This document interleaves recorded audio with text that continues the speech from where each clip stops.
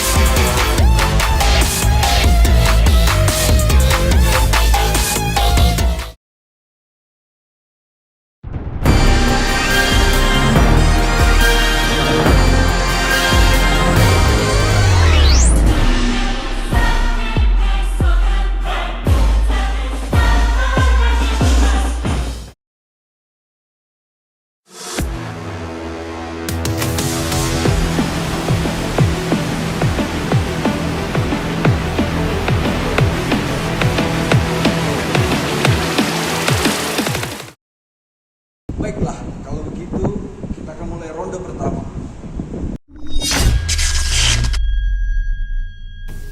Untuk pertanyaan pertama adalah tentang bagaimana perjalanan instruksi dari RAM ke CPU hingga kembali ke RAM itu. Bisakah kamu menjelaskan bagaimana proses itu? Untuk tim Ezra silakan menjawab. Haha, tentu saja gue bakal jawab pertanyaan yang mudah itu. Pertama, instruksi itu disimpan di dalam RAM.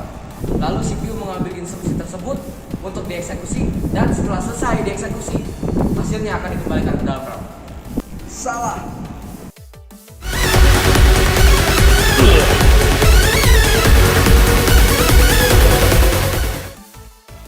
Sayang sekali jawaban Anda. Berikutnya saya lempar untuk tim yang kedua. Silakan menjawab. Tentu Michael, perjalanan instruksi dari RAM ke CPU dan kembali lagi ke RAM dalam sebuah komputer melibatkan beberapa tahapan yang penting.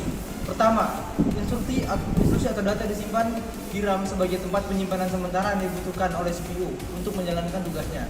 Yang kedua, CPU akan mengambil instruksi atau data dari RAM melalui proses fetch, di mana instruksi tersebut akan disalin ke dalam register di CPU. Setelah itu, CPU akan melakukan eksekusi instruksi tersebut, yaitu menjalankan operasi aritmatika dan logika terhadap data yang diambil dari memori atau dari informasi yang dimasukkan melalui perangkat keras yang melalui perangkat keras seperti keyboard, scanner, mouse, dan lain-lain. Setelah proses eksekusi, CPU menggunakan sekumpulan instruksi perangkat lunak komputer untuk mengontrol operasinya. Instruksi-instruksi tersebut dapat dijalankan oleh CPU setelah dibaca dari media penyimpanan seperti hard disk, disket, flash drive, atau tape drive. Setelah selesai dieksekusi, hasil pengolahan data oleh CPU kemudian dikirim kembali ke RAM untuk disimpan kembali atau digunakan dalam proses selanjutnya. Benar sekali Jericho, Anda sudah menjelaskan dengan tepat. Karena ini sudah selesai, kita masuk ke ronde kedua. Sekarang ronde kedua. Pertanyaan kedua untuk tim yang kedua, tim Jericho. Pertanyaannya adalah, bagaimana cara kerja CPU? Bisa kalian menjelaskannya secara spesifik? Tentu saja aku bisa menjelaskannya. CPU bekerja dengan mengambil instruksi dari RAM dan menjalankannya satu persatu. Setelah itu, CPU mengirim hasilnya kembali ke RAM untuk disimpan. Salah, jawaban Anda salah.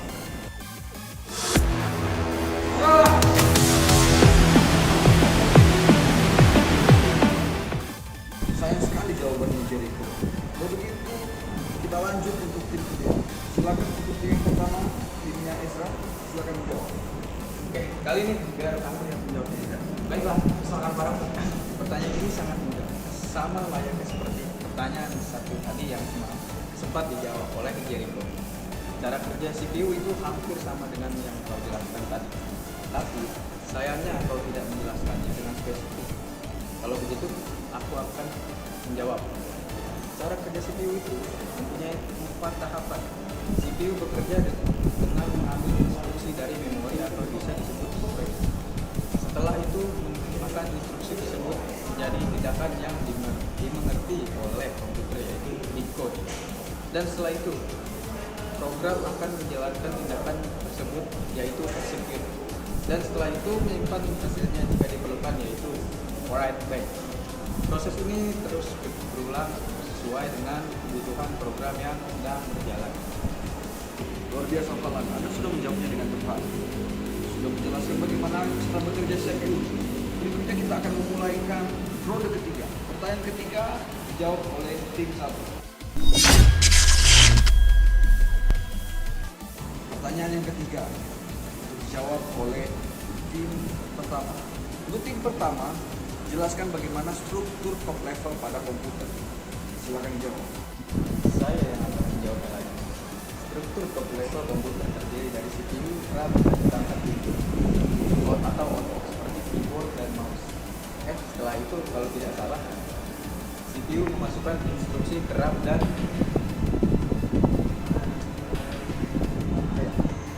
Salah. Jawaban kamu salah.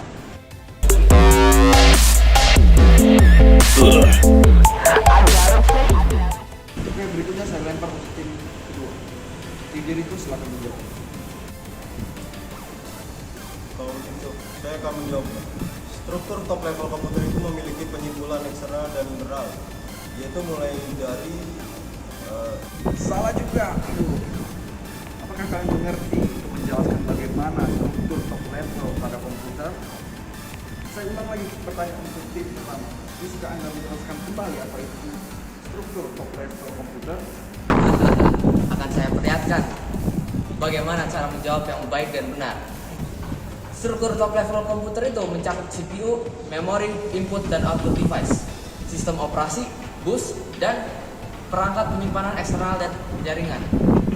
CPU adalah otak komputer yang melakukan operasi utama, sedangkan untuk memori itu menyimpan data sementara, sedangkan input dan output device memungkinkan interaksi pengguna untuk sistem operasi itu berfungsi, mengelola sumber daya, dan bus adalah jalur komunikasi internal, dan perangkat penyimpanan eksternal itu menyimpan data tambahan. Yang terakhir itu adalah jaringan, yaitu untuk menghubungkan komputer ke internet atau jaringan lokal. Tepat sekali ya, Anda telah menjawab dengan benar. Berikutnya kita akan masuk ke soal keempat pada tim. Silakan menjawab.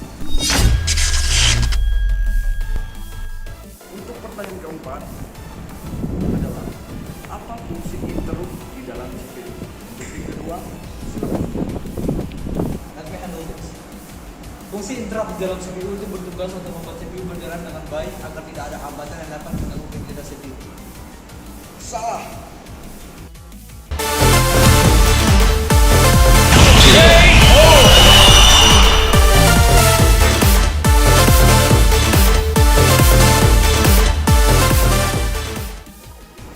Sayang sekali Jericho, Anda telah mati di dalam ronde yang keempat ini.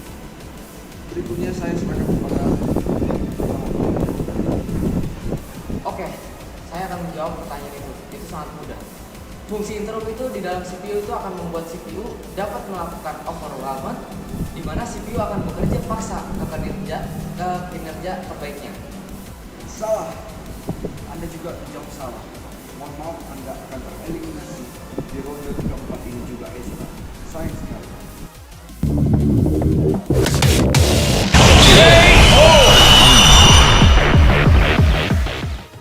Sayang sekali kedua tim telah gagal untuk menjawab. Saya menembakkan kepada Ibu Johnson. Silakan Johnson. Anda menjawab. Baiklah, biarkan saya menjawab. Untuk interrupt di dalam CPU itu adalah mekanisme yang memungkinkan CPU untuk menghentikan eksekusi program yang sedang berjalan untuk menangani peristiwa yang membutuhkan perhatian segera, seperti permintaan input output atau penjadwalan tugas. Anda benar Johnson, Anda sudah menjawab dengan benar. Selanjutnya kita akan mulai di ronde yang kelima.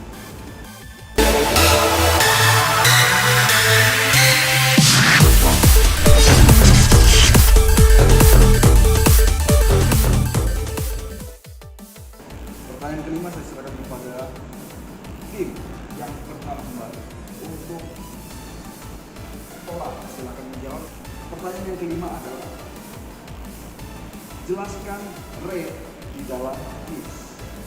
Silakan menjawab Pak. Untuk itu, RAID di dalam disk adalah metode untuk mengeluarkan dan menggunakan data di beberapa disk fisik sehingga data dapat diakses lebih cepat. Ya, untuk tim yang kedua, silakan menjawab juga. Oh, tentu. RAID di dalam disk itu berfungsi untuk menyimpan sebuah data yang menjelaskan data yang flash di dalam RAID tersebut. Ya, untuk kedua timnya adalah salah. Kalian berdua tidak bisa menjawab untuk hahaha. Sayang sekali, tapi kalian kalah di ronde kali ini. Ya, untuk pertanyaan yang kelima. Apa itu RAID yang ada di dalam disk? RAID itu adalah suatu yang kita gunakan di dalam disk, atau RAID itu kita kenal dengan redundant of array independent disk. Adalah metode untuk menggabungkan beberapa disk fisik menjadi satu unit penyimpanan logis untuk meningkatkan kinerja, ketersediaan data, ataupun kombinasi keduanya. RAID dapat diimplementasikan dalam berbagai tingkatan, ada RAID 0, 1, 5, 6, dan sebagainya, yang menawarkan tingkatan perlindungan berbeda-beda melalui metode seperti stripping, mirroring, dan paritas. Dengan menggunakan RAID, data dapat didistribusikan secara efisien di antara beberapa disk untuk meningkatkan kinerja akses data atau untuk memberikan keamanan data melalui redundant data storage. Mungkin itu saja untuk pertanyaan yang kelima. Dan kita tahu tim telah gagal.